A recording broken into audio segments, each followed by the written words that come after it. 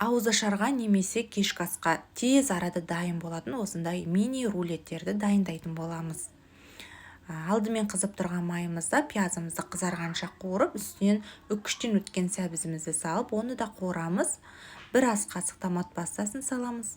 Дәміне қарай тұз салып, үстінен суымызды құйып, баяу отта қайнатамыз. Енді алдын ала тындырып қойған нанымызды жайып, осылай дөңгелектеп, дәл осылай үшбұрыштап барлығын кесіп шығатын боламыз. Енді әрқайсысын майлап, ең бірінші майлап алсаңыздар да болады. Енді салмамызды саламыз. Менде салмасына картоп қосылған фарш.